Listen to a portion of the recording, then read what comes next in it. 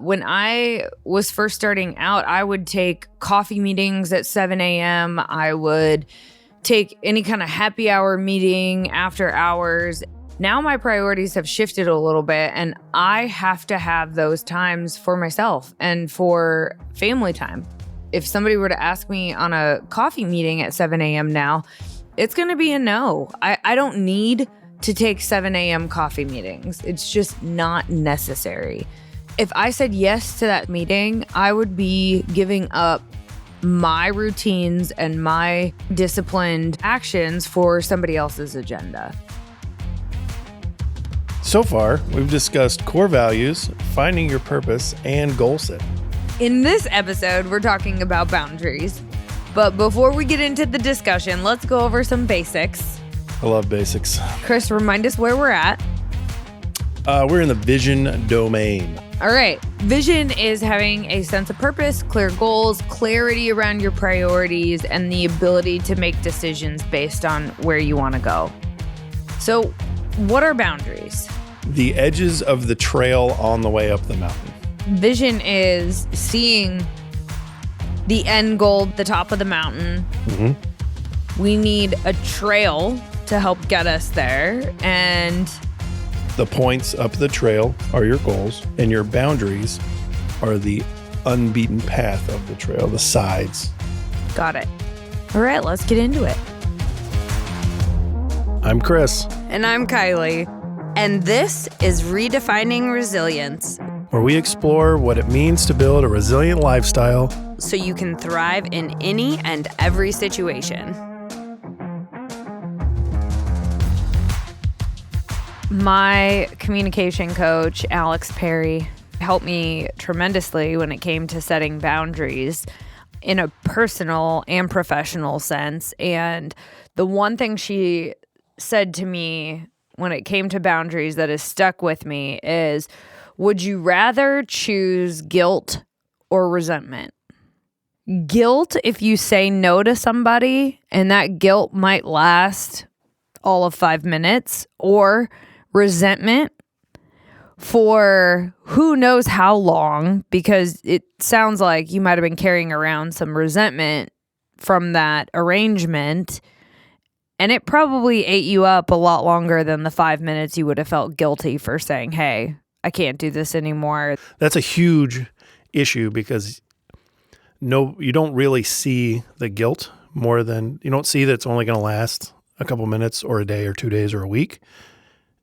Guilt feels heavier up front than resentment. Right. Because you don't resent them right there. Well, and intrinsically, we want people to like us. So by saying no, we associate that with disappointing somebody or letting them down and then dealing with somebody who no longer likes us. Or the assumption that saying no is going to equate to that. Yeah. I want everybody to like me, so I'm going to say yes to all things. Right. And if you say yes to everything, you're really spreading yourself too thin, and you're also working outside of where you're actually comfortable, most likely. When you think about setting boundaries, in your mind, what is a boundary? What does it mean to set boundaries? If I want to be a really good athlete, I have to have time to develop the skill that they hired me to do in the first place. If I don't set boundaries to develop my skill, I'm doing myself and them a disservice because I'm not becoming better. If I allow them to occupy all of my time, my learning and development and skill has stopped because all I'm doing is using my current knowledge base to help them. I'm not developing at all. So I think setting boundaries is allowing you to develop as a human, as an athlete, as a teacher, whatever you're doing. Your boundaries are just healthy sets of time or allotments of time to become better, to work on yourself, and saving your energy level for it. So when I think of boundaries, I think of you're protecting your energy. Yeah, it's exactly what I said, but in a very short amount of time. You gave the long-winded version of it. That's the simplified version. Well, yeah, but I mean, I'm pretty long-winded, so. Boundaries, really, in its simplest form, are protecting your energy, because at the end of the day, an unhealthy boundary is essentially disregarding your own or someone else's values, your wants, your needs, or limits. So respecting those wants, needs, limits, or values is what putting boundaries in place really means. And that's not a selfish thing. Well, that's why it's hard for people to do it, is they feel like they're being selfish. Right. And I can empathize with that, because at one point I was that person that said yes to everything and then was just run down and exhausted, because I was saying yes to things that I really did not enjoy. And it could be saying yes to a coffee meeting with somebody that I know was going to spend an hour or 75 minutes of my day just bitching. You know, I don't want to listen to somebody complain for an hour. So I learned how to say no to coffee invitations that really didn't serve a purpose. I learned how to say no to social events that really didn't align with my values. When I gave up drinking, I no longer wanted to be at, shithole bars for an 8-hour darty drinking all day. So saying no to those things is now something that I'm very practiced at and will protect my energy at all costs, because going back to the guilt versus resentment, I don't want to go to an event and be angry that I said yes to it. Yeah, I think everybody's done that quite a bit, but it does build resentment quickly. Yeah. Well, and one thing we have to do before we can say, here's a boundary, you have to know what your core values are. So we talked about personal core values in previous episodes, and it's so essential because you need to know what matters most to you and how you're going to make your decisions. It's much clearer when you can say, well, I don't want to go to this networking event because there's a lot of people there that might not have the same integrity standards that I have. Or maybe every time I've gone in the past, it has not been fun. So those are going to be the filters by which I make my decisions and say yes or say no to. So I have to have my values in place because those are my guideposts that help me make the choices. So when are boundaries necessary? Boundaries are applicable in lots of different situations. Sometimes the boundaries might just be with yourself, personal boundaries. Sometimes boundaries might be with other people. But either way, it's almost like you're putting rules in place to help you make faster, smarter decisions. Well, yeah, that you'll feel good about intrinsically and that builds you up. Yeah. Take a look at sleep, for example. I have a calendar reminder that goes off at 9 p.m. every night, and we get reminded to go to bed because sleep is important, right? That's a boundary that if we're going to break it, we're going to make a very intentional decision. Okay, we have something tonight that's going to keep us up late, but we're going to do what we need to do to prepare for that.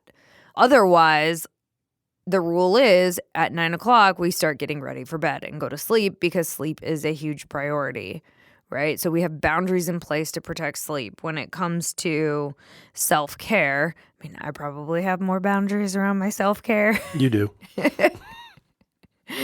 But I think it's really important because I have to, again, if I'm managing and protecting my energy as effectively as possible, taking care of myself is one thing that has to be done in order for me to show up as my best for everyone else. The people that I know that are really successful at what they do have a very intricate set of boundaries for everything. They know when they're showing up to work. They know when they're leaving work. They know when they're, putting time in for email time, email back and forth. They're not doing things during other times. They leave work and leave work. They don't hang on to it till 9 o'clock at night. They're not emailing at midnight, and they're very successful. But the human system functions really, really well on regulation. So all you're doing with your boundaries is building regulation for your system to adapt to easier. And you're following your core values. So if they change over time because things change, your core values will change when you have children, 100%, right? And they'll change the more children you have. So my core values, 3 daughters deep, is different than when I didn't have any. But because I know them, when it does change, I can adapt to them easier. Yeah, and any big life change is going to cause you to reevaluate your priorities and what matters most to you. So your boundaries may flex and change over time. Well, they have to because we are. Right. Right. And we live in a world that's ever changing. So you're probably not going to have the same job in the world we live in for the next 25 years. You're probably going to change. And if you don't change, your job changes around you. So people are getting acquired and sold and changed around all the time. Businesses are. So you're going to have to adapt. I think about boundaries, and the quote that I heard that sticks with me is, what you consume consumes you. So you're either going to say yes to a lot of things that you don't really want to, and then it's going to eat up at you at the core, or you're going to put some structure and some rules in place and some boundaries, healthy boundaries, so that at the end of the day, the decisions you make, you are at peace with. So when you think about some boundaries, what boundaries could you put in place for your sleep? What boundaries could you put in place for your self-care? I'll give you one example. Actually, I'll give you 2 examples that I see a lot of. One, people will schedule meetings at times when it's not a smart decision. This is why I will never use a Calendly link or an automated calendar schedules, because I want to very intentionally put meetings in my calendar, because when I don't, then sometimes I can get scheduled, 3 hours without a break. And for me, that's violating a boundary. I cannot go for more than 2 hours without taking a break and being mentally at my best. So for me, I have these boundaries in place so that I can manage my time more effectively, and I'm not showing up zombie-like and exhausted because I've been on Zoom for 3 hours. So that's one thing I see a lot of, is people not effectively managing their calendar or how people are taking their time. When you send out a calendar link, you're giving anybody the authority to choose how you're spending your day. So one thing to think about, and I know that there's a ton of rules that you can put in place, and I've seen people do a really good job of it. Amanda, who designed my website for me, she does a fantastic job. I look at her calendar link, and she's got very specific days of the week and very specific chunks of time because she has to get childcare. And so for her, the boundary is required to help her manage her time and her family effectively. And those boundaries are fantastic, because I'm not going to sit there and complain that I can only get on her calendar during specific times. I just adapt, right? So other people will adapt to the boundaries that you put in place. And I think that is an incredibly effective way for her to manage her energy. This is not technically a new concept, but it's a new concept in business. The generations before us, you worked a 9 to 5 and you quote unquote hustled all day long. And the only thing that mattered was showing up and going to work and giving your all Monday through Friday and recouping on the weekends from your exhausting work week. We live in a world now that we don't have to do that. You and I both are very blessed that we get to really schedule our time. If we don't want to do it, we just don't fucking do it. Yeah. Most people are on the transition of that. They either are going to open their own business or getting to the point in their career where they can be a little bit more liquid. Even if you don't have the capability of doing it, like it's so foreign to you to have to schedule your time out like that, understand that that's normal. Like this is still new for the working world, and companies are getting used to it. They're having to adapt quickly from systems that have been around for 60 years. Well, and even in the corporate environment, nobody is going to chastise you for taking a 30-minute break to go walk around the building. I've worked with companies where the leader of the organization said, "Hey, Kiley, let's take a quick 30-minute break and go on a walk." Yeah, but if it's not normal company culture, which in a lot of places it isn't, then that's going to be like, slapping the boss, essentially. Like, you're leaving for 30 minutes to go walk around the building? I've never heard of that because this guy that's been there for 60 years has never done it. So is it wrong? No. Are you going to get a little heat? You could, depending on the industry you're in, but I doubt it. But just understand that this is implementable in some places and is going to be a tough road in others. Well, and I think if that is the case where, let's say you go for a 30-minute walk to reset your brain during your workday and the boss says something to you, it gives you some data. This may not be the organization that's going to support you moving forward.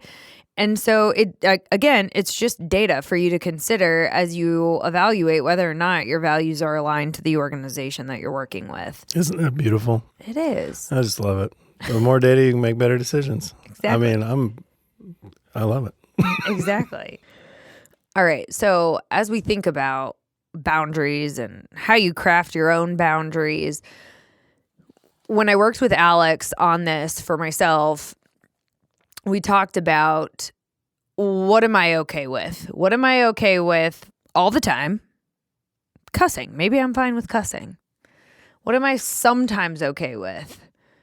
I'm sometimes okay with cussing during a presentation if I know my audience. What am I never okay with? Someone cussing at me in an angry tone, right? For example, these would be boundaries around cussing. Yeah. When you think about that icky feeling you get when it probably is a good indicator for you to throw up a boundary, is it icky all the time or is it icky sometimes? And think about what is my rule that I can follow so that I have a healthy boundary in place and I can make this decision a lot faster. Maybe it's hanging around with somebody. I've got somebody who I called a friend at one point in my life, and this individual has spent a lot of time drinking. And right now in my life, I don't want to be around a ton of drinking because it's just not something that I enjoy anymore. And it's also not something that, I think highly driven people are doing in great quantities, right? So I want to be around driven and motivated people. And so what it really comes down to is, are we really at the same stage in life? And so it may be that, I'm fine to hang out with her if we go to the gym together, but I'm not fine to hang out with her if we're at a bar together because I don't want to be a babysitter, or I don't want to have to worry about how she's going to show up if she has too many drinks. So I think boundaries are energy levels, right? So like it all is, like we said, a protection of your energy, right? So I've used this analogy before in the last couple ones.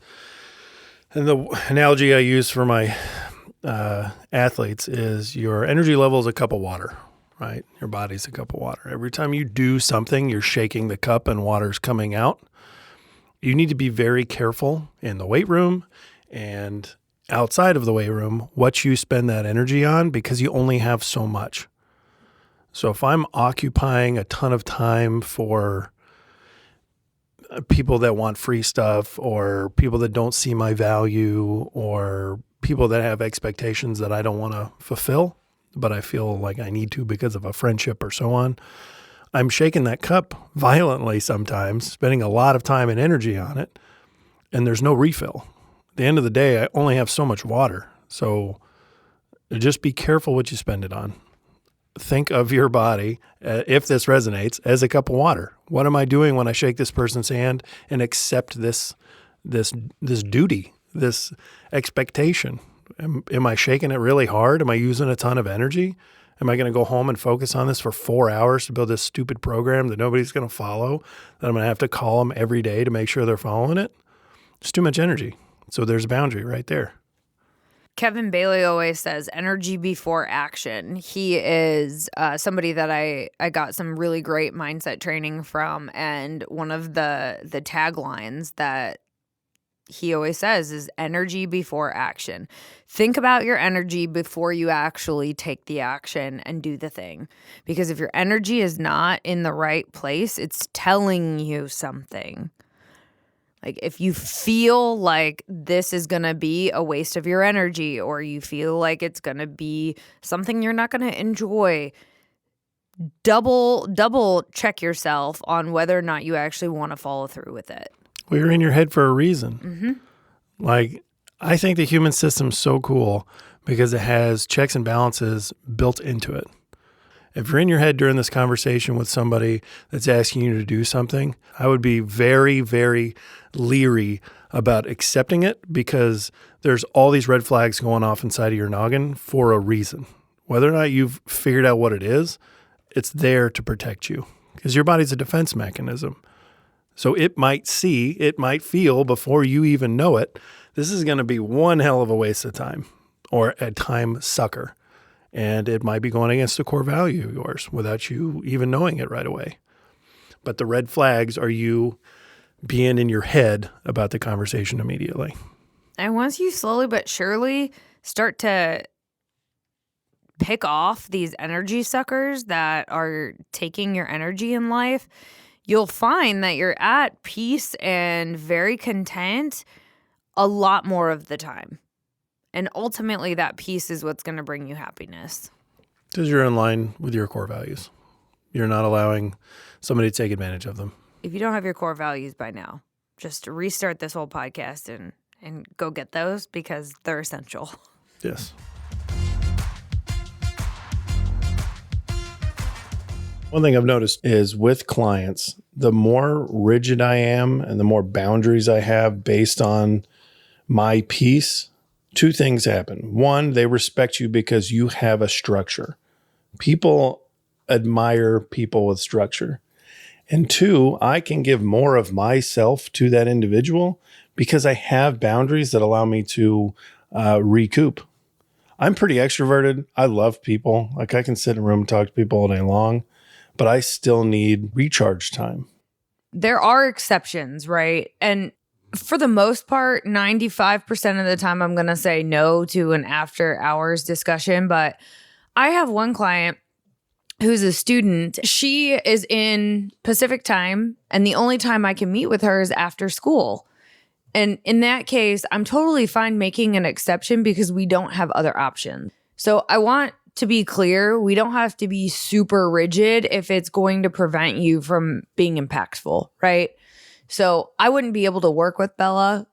Shout out to Bella. Hey, Bella. If I wasn't able to adapt my schedule and take that call, and it's at 7:30 my time in the evening, which doesn't bother me because it works. Well, and you got to look at who you're working with too, right? The stress level with her is pretty minimal. No, she's awesome. It's actually a fun conversation at 7:30. And you seem pretty charged every time we're done talking to her and excited. And that's what I think the number one component is to that. Is this person laborsome? Is it a issue that's going to cause me some serious turmoil to work through? Are we trudging through the mud to make it through this? That's probably one you need to set some healthier boundaries for. Ones that are fun like that. I've got a couple clients that I love talking to, and those are easy to work with. So the boundaries are a little looser. So keep your boundaries, but also remember flexibility may be necessary.